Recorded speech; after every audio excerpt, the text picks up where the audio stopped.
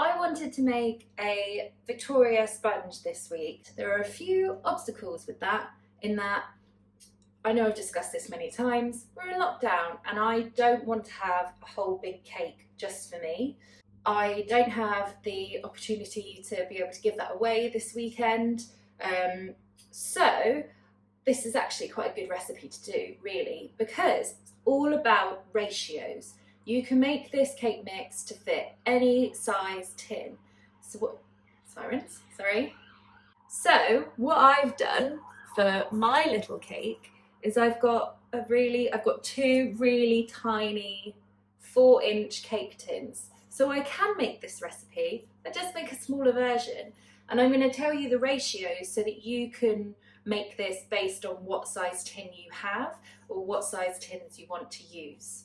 This is the very first thing I ever learned how to bake, just a basic Victoria sponge. This is what my mum taught me to make. It's just a really basic, delicious recipe that everybody should know. I'm going to do this based on 2 sandwich tins. So if you're going to use an 8-inch tin, I would use 4 eggs. Mine are 4 inches, so I'm going to use 2 eggs. And all you need to do, first of all, before you do anything else, is weigh those eggs.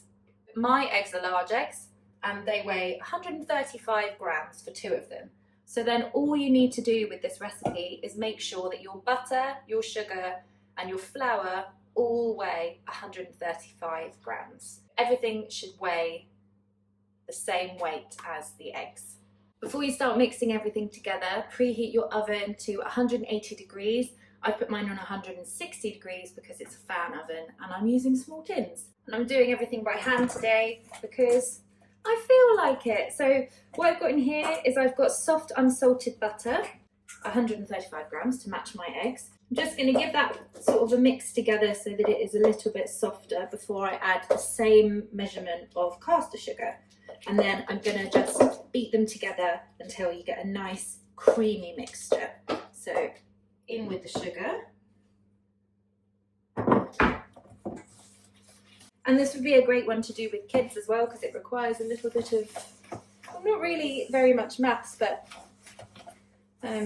ratios. No, homeschooling finishes this week, so maybe just make it for fun, don't make it a lesson. So there will be a point when you think it looks creamy, keep going. We want it to be a really light, delicious cake recipe. And this is the point where we're getting all our air into it, so don't be lazy on these steps. But if you want to use a hand whisk, I'm not going to judge you. I've taken my eggs, I've cracked them into a measuring jug, and I'm going to whisk them. Get all the air in that you can, so just give them a quick whisk with your fork. And then we're going to add it a little bit at a time to our batter and mix in between each addition. And it's quite important that the eggs are room temperature. So you might have seen some cake mixtures curdling. That is basically if all of the temperatures of your ingredients are different. So if you've got warm or room temperature butter and cold eggs, it generally curdles.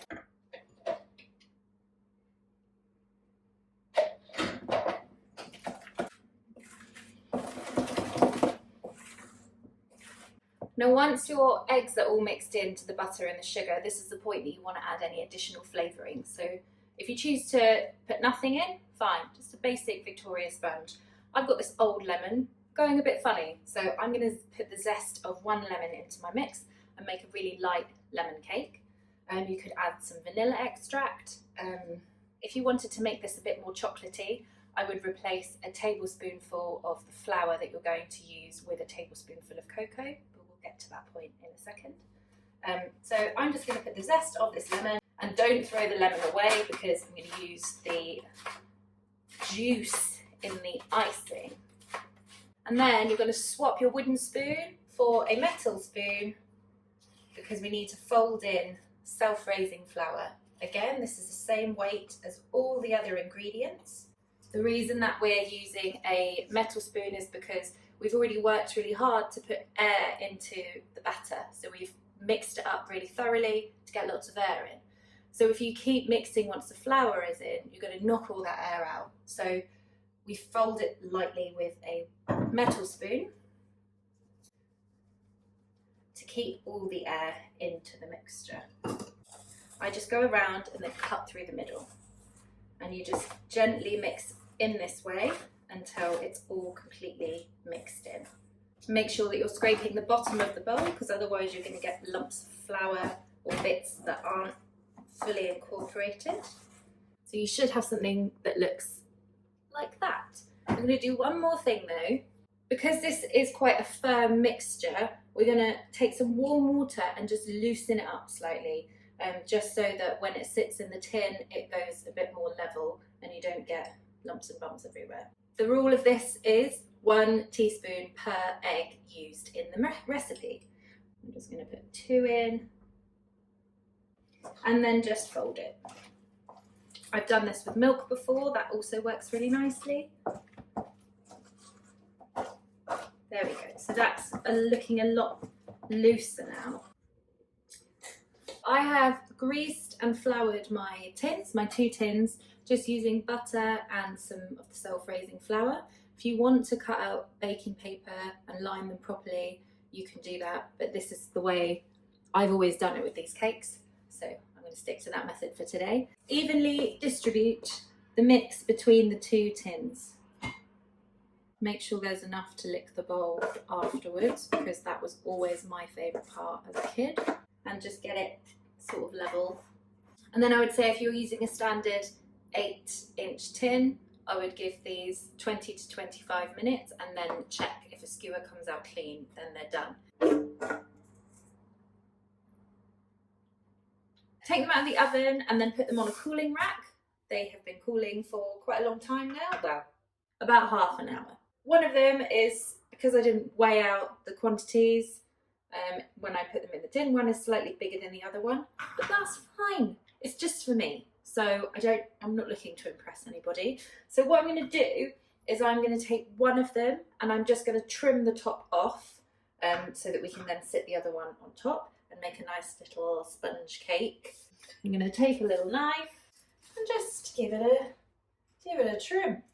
And then you can see the inside of the cake. Nice little crumb going on. Now there's some set rules for making buttercream. Again, just like you make your cake, it's half the weight of butter to icing sugar.